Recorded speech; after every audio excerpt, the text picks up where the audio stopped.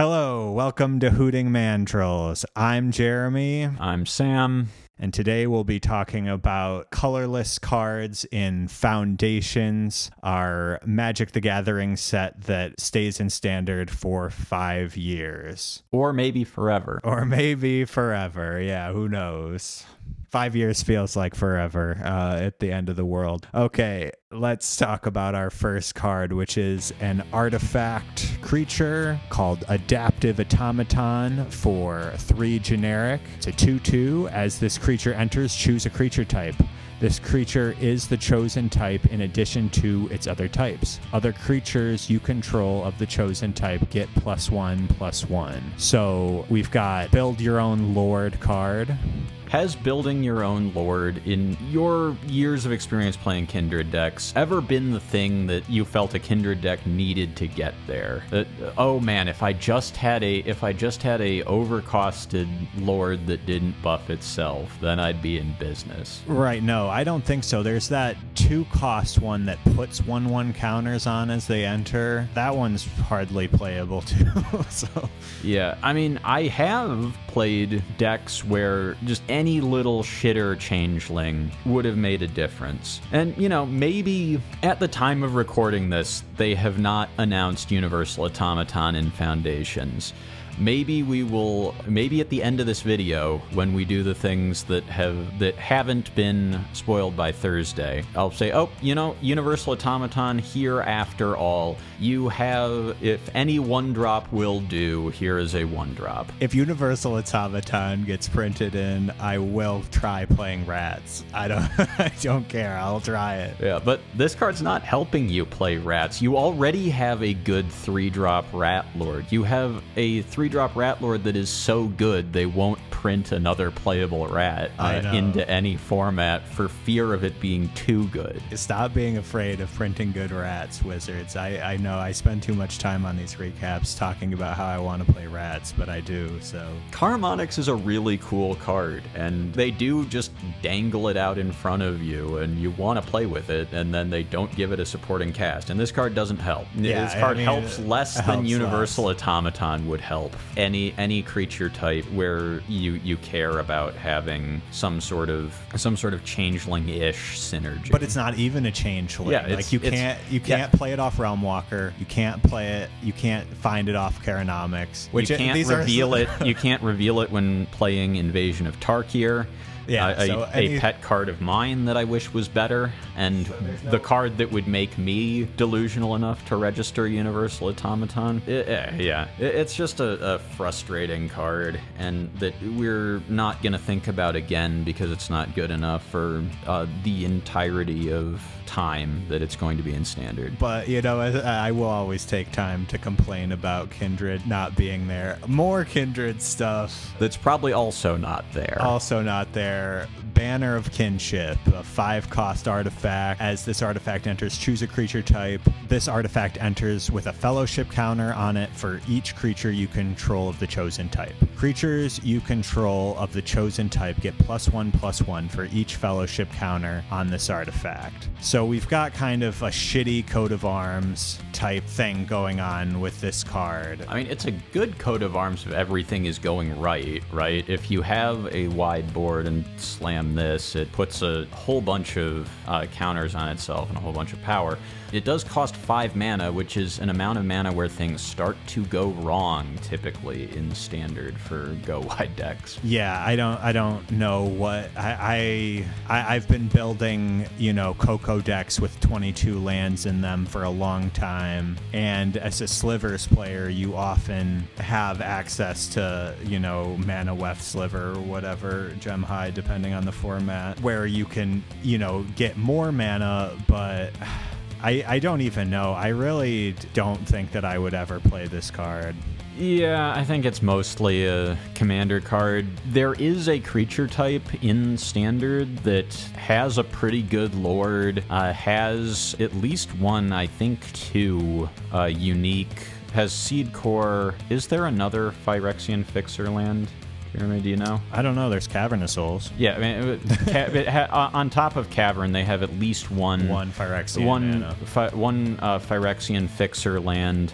And you only really want to play blue and black and Phyrexian anyway, so you don't really need a ton of They have extra lands. 2 creatures in Thrumming Bird and Bloated Contaminator, if you do go into green, that proliferate counters when they hit things. If you really want to force this card in Standard, that's probably how I would go about it. I think it's just too expensive for Constructed. Right, and we already have, like, this. It doesn't do the exact same thing, but, like, Roaming Throne, for example, at 4, already struggling in these Kindred decks to be seen at 4 mana, which, you know... 4 mana for a 4/4 ward 2. Yeah, it's a good stats on its own, plus the doubling of triggers. Yeah, I don't see it. I love Kindred stuff, but this is too expensive to be played. All right, why is this here?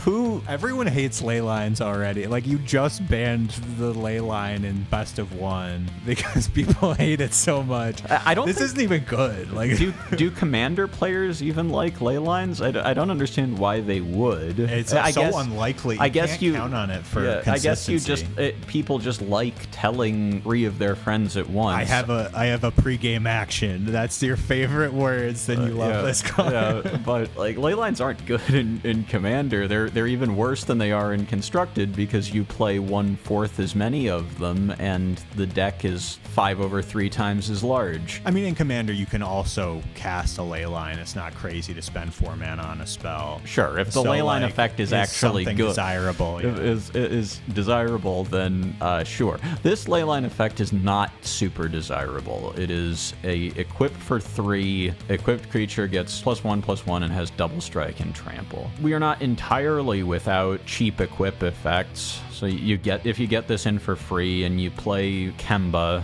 then it's doing stuff, I guess, in your equipment deck, to the extent that your equipment deck is ever doing stuff. In Pioneer, there's Fervent Champion. It might be coming back to Standard. Javier Dominguez just won Another Worlds. Right, they'll make him a new card though. That's not fair. He won twice. He deserves 2 cards. In Pioneer, but it's there in Pioneer. It does equip this for free, I guess, on turn 1. It's cute. I think it's not as good as other aggressive things you could be doing. It makes Metalwork Colossus cheaper, but what the fuck is this card? Yeah. It has text. We've talked about the text. It's stupid. Here's another stupid card that's going to be in Standard forever. Maze's End. Also, all 10 of the guild gates and a few of the gate payoffs, like Circuitous Route, Archway Angel, which sees some sideboard play in like the Historic Gates deck. Most of the things that make the Historic Gates deck as good as it is are not around, but there's stuff for a lands deck, maybe. Right, Gates Ablaze is not in this set, right? Not at the time of recording, but that's a card I could see showing up as well. Yeah, I think that card is necessary. If I mean, I guess you could just play Brother's Hood End or something, but I don't know. Whoa. I'm actually fine with Maze's End. I don't care. I don't care about people who play Gates if that's your thing. Yeah, I don't particularly. It's not an archetype that I hate. Yeah. I tend to hate ramp decks more than Jeremy does because I like to play with my food, and he just usually has them dead by the time. Scarf it down. Yeah.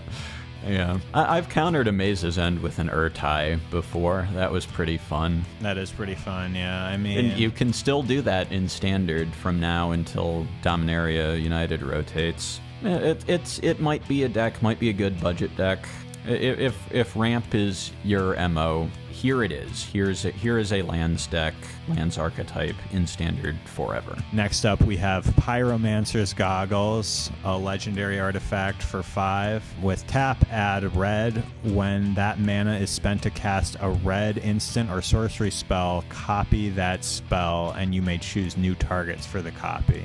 So, very much like 6-cost Chandra, Hope's Beacon, where you get, I mean, that's on your first instant or sorcery spell. You get to copy it. I mean, it's right there. It must be like Chandra's Hope's Beacon for one more, plus all of these ridiculous abilities. Like, ramping after you already have 5 sounds pointless, and it's only 1 red. Like, why? It also taps itself, whereas Chandra, if she lives, can potentially do that on your opponent's turn also, which... The fact that this taps, this just seems worse than Chandra. Yeah, I can't imagine this being very constructed playable. I don't think that this card is commander playable. I mean, maybe, but I can't speculate on that. I don't know. Here's a card that's probably also a little janky for constructed, but is cute. Scrawling Crawler. Artifact creature, Phyrexian construct. At the beginning of your upkeep, each player draws a card, and whenever an opponent draws a card, that player loses 1 life. It's sort of both parts of Owling Mine on its own in your little 3-drop. Right, so it's kind of funny with like Orcish Bowmasters or Razorkin Needlehead, where you just like, okay, yeah, we're all drawing a bunch of cards, but you're hurting because of it, and I'm getting benefits. I don't know. I usually think that making your opponents draw cards is a bad thing. You could obviously slap down some kind of High Noon or that Archon thing in Pioneer and make it so that your opponents can't use all those extra cards, but I don't know that this works. This seems like something that's going to be more cute than good. You will see at least one content creator trying to Razorkin into this, maybe into Winter, to just make just play it like they don't get enough of like wheel style gameplay in their commander pods, and they're gonna try this. It's pretty memey though. Here's another memey card, Sire of 7 Deaths. 7 mana, 7/7 with 7 keywords. First strike, vigilance, menace, trample, reach, lifelink, and ward. And the ward is pay 7 life. Yeah, the 7th son of a 7th son of a 7th son of a 7th son. The number 7 appears quite a few times on this card, but I don't know. It's just not Atraxa, but it's funny. Yeah, Atraxa also costs 7 mana and also has a zillion keywords on it.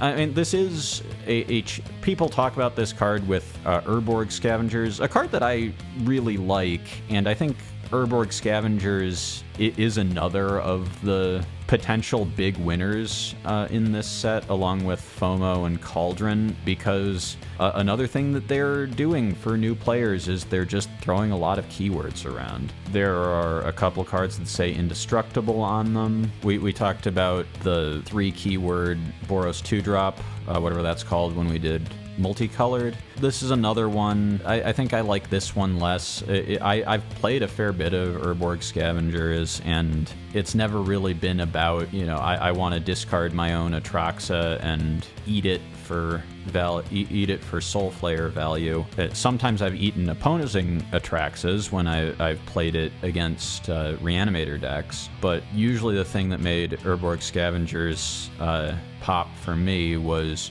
there's haste or flying haste type creature in the graveyard. Urborg Scavengers come in my graveyard. Urborg Scavengers comes down, eats that, swings, maybe gets another keyword off the opposing discard pile, but at least gets another counter. It's a 4/4 flying haste for 3. Back when my precious Rakdos Whelps deck was good and historic, the one of Urborg Scavengers won at some games, was an all-star some of the time. People see keywords and think about cards like Urborg Scavengers or Soulflayer and Pioneer, and they should. I think that's a good thing to do as we analyze this set. I think these big, dumb cards like this are not really what that card's going to be about in coming standard. I think Sire of 7 Deaths would need... It would need something baffling, some sort of Eldrazi... need like Eldrazi Temple in Standard or some other thing that will just never happen to play this card. Yeah, it's cute though. Here's another cute card, and kind of a weird one. Soulstone Sanctuary. Colorless land. For 4, this land becomes a 3/3 creature with vigilance and all creature types. It's still a land. So, Jeremy, when you compare this to the text of Mutavault, is there something that you notice about Soulstone Sanctuary? Vigilance. You're not wrong, but Mutavault says until the end of turn, the way most manlands do. This card does not say that. Oh.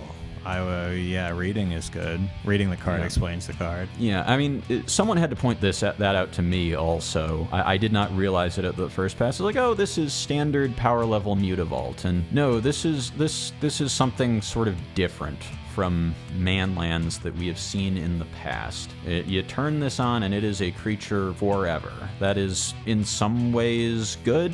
You just flooding. You're getting your manland flood insurance value. You have a 3/3 now. It has any kindred synergies that you care about. Right, but without something like indestructible on this land, which is would gonna probably die make it too powerful. This card is going to die. Like, it's gonna get sunfalled. It's gonna go away. So part of the appeal of Mutavault particularly is that it pops in, turns on your Unholy Annex. Is a demon. It taps itself, comes in tapped on your end step to turn on your Unholy Annex, and then goes back to being a land where it can't be hurt. Yeah, not in modern day Magic. This is just out here being a guy until it stops being a guy. Yeah, I don't know. Maybe this card is playable.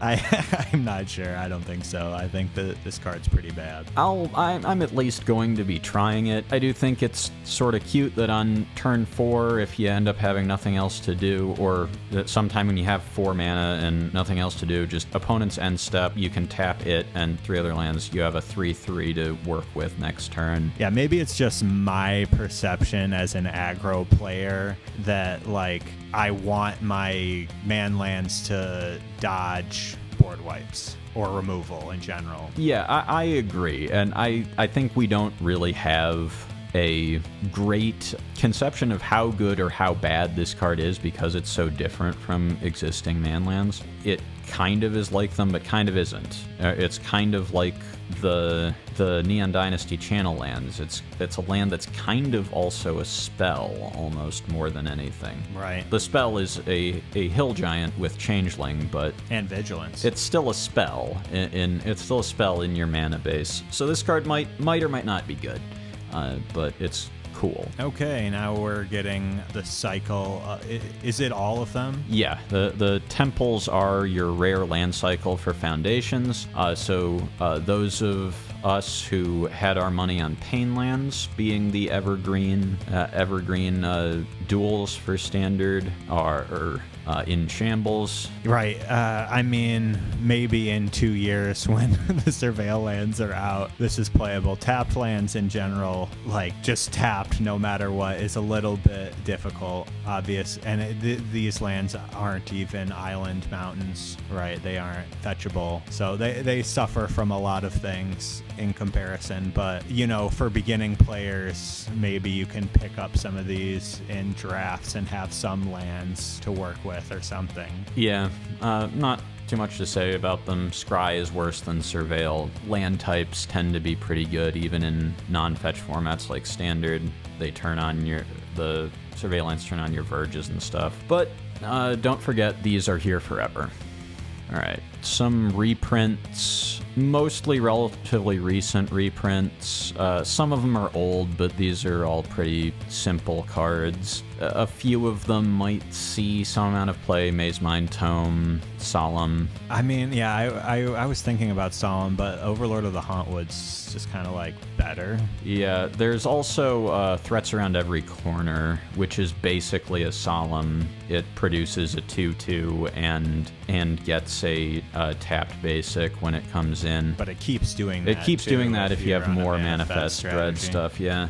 So, yeah, probably nothing that's too world-shaking. There's Crawling Barrens, another option for a colorless manland if your mana requirements aren't very stringent and you value coming in untapped over tapping for multiple colors or the other advantages of the restless lands. Yeah, I don't see a lot of play from many of these cards here, but that's okay. I mean, I don't know. That Darksteel Colossus, people will be trying to play Darksteel Colossus, I'm sure, even if it's not that good. But WotC lacks the courage to make it Blightsteel Colossus. Yeah, cowards. No. Yeah, let's move on to some commons and uncommons. Okay, Adventuring Gear. I'm excited about this card. I tried to play this in Pauper, make Pauper Landfall happen a while back. It was a little limited success on that, but I won't stop trying to make Landfall work. It's a 1-cost artifact equipment with an equip 1. Landfall, whenever a land you control enters, equipped creature gets +2/+2 until the end of turn. So yeah, we've got Bristly Bill and Fabled Passage here as things. So you pop this on Bristly Bill, you play a land, he gets a 1/1 counter, or anything gets a 1/1 counter, but you know, let's just say, and then he also gets +2/+2. If it's a Fabled Passage, now you've increased his power by 6, or you know, total power of creatures that you have by 6. So it's kind of fun. I think that it really wasn't a part of a lot of the landfall decks in the past, but maybe in standard, maybe. Yeah, I mean, it's cool. Its numbers are potentially big. Might be a piece of a, if there's a landfall aggro deck in standard. Right, and we still have the Lizard, and we're getting that new Hydra, so maybe. All right, Expedition Map is a reprint, but one that was not legal in Pioneer or on Arena previously. At one time banned in Pauper. I did not know that. Yeah, one time banned in Pauper. Probably foolishly. It probably didn't need to be. Legal one. It was already legal there, and is now since it's unbanning. So I don't know that this card is that important to any deck in standard. I'm not sure that there's a land that you want to tutor for that badly. Maybe the Gates deck or Cavern of Souls, maybe. Yeah, maybe Maze's End. Maybe probably Cavern. Not so. I don't think maybe so. Yeah. Like it for like Domain or something. If counter spells become a lot more popular and they really start to care about finding the Cavern to push their Atraxa through again or something. In Pioneer, Historic Timeless have Sylvan Scrying, and I think most base green decks would, what most of the lands decks are. Lotus Field Combo and Pioneer, the Titan Field decks when they were more of a thing, and Historic would just rather play Sylvan Scrying or Archdruid's Charm. But if you're in like blue-white Lotus Field control, this lowers the downside of that, which is that it's higher variance than regular blue-white control. Finds you the most important card in your deck. If Tron lands ever come to Arena, this will be a big deal. I had meant to include that in the slide, but Tron lands sort of are on Arena. There's the Construction Drone from Alchemy that which puts the cards into your deck. Conjures Tron lands into your deck. So maybe you would want to play Expedition Map. Seeks one when it attacks or dies, and I could see an Expedition Map seeing play to try to assemble Tron in that deck. You're still trying to assemble Tron by like turn 5, and I don't know what you're doing with your Tron with your Tron mana with the Construction Drone, but it's something you could do. And sort of Stifle Knot type of control with Lotus Field and Null Drifter and and just fizzling their downside ETBs has been an archetype in Historic, and probably will be something that is at least somewhat playable there until if and when Flage gets sent off to the Timeless Farm upstate. If you're again, Jeskai, if you're a non-green deck that's interested in finding Lotus Field, and there are some, or if you're interested in trying to assemble Tron, this is a card to keep in mind. Here's another card to keep in mind, but not much more than that. Hedron Archive is now in Standard. 4 mana, taps for 2, can cycle itself at a certain point. 2 is more than 1. This taps for more than most mana rocks do. but 4 is more than 3. So it costs more than most mana rocks, and the playable mana rocks are like Iron Crag and Cornucopia. Cornucopia is 3 mana with upside, and Iron Crag is 2.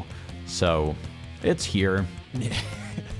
Yeah, I don't know. I don't think that this does anything for Standard or any other format. Maybe, I don't even know. Yeah. I don't think you would play this in Commander. I think it's popular in Commander. If you can untap it, it's pretty good. Yeah. I mean, if you can infinitely untap, this is certainly a positive thing in Commander. We may all be reminded that it exists in Standard 6 months from now. Yeah, when I mean, it's they print some Eldrazi card. or there's some version of Spider-Man. The Peter Parker gets to untap an artifact for some reason, and or Doc Ock or something. all right, here's Meteor Golem, another card that's sort of here. They're colorless cards. That's what they're for. They had to put colorless it cards in and Foundations cards are here to be here, and here's another card that's here. They had to put it in because they're printing Omniscience, and I don't even know though, because Show and Tell isn't here, so I don't. Yeah, Show and Tell is sideboard tech often against Show and Tell, right? Like I don't know. It's already on Arena. Yeah, that is the primary use case that we've seen for this card. All of the Power Stone artifact mana stuff they did in Brothers War was way too safe. Thran Spider still sucks. This card does not fix the problems with Thran Spider. You can put it in off a Nexus of Becoming, I guess, if you're in like that sort of big artifact. Save yourself deck. 1 mana. I mean, you drew a card, and if you get to keep the Nexus, it's pretty good the following turn. But not super exciting, but it's a thing that's around. It's here. It's cool art. Up next, we have Secluded Courtyard, which is land that enters. You choose a creature type. This is a reprint, obviously. I've loved this card in slivers. It can either do colorless or then add 1 mana of any color. Spend this only to cast creature spells of the chosen type or activate abilities of the type. So Cavern of Souls at home, but Cavern of Souls at home forever. Right, yeah. So it depends if your Kindred plays a lot of colors, right? You know, if you're only looking for Cavern to protect from counter ability, this card doesn't do anything. But like in an Elves deck, for example, you don't really need this card. If you're playing 5 colors, like maybe you're Joda humans, maybe you're some sort of elementals or something. I put Omnath on for Phyrexians in Standard, but this card's already in Pioneer and all that. Might do something at some point. Good card to have around. That wraps up Colorless. Make sure that you like, subscribe, and comment to this video, and we'll catch you for the next one.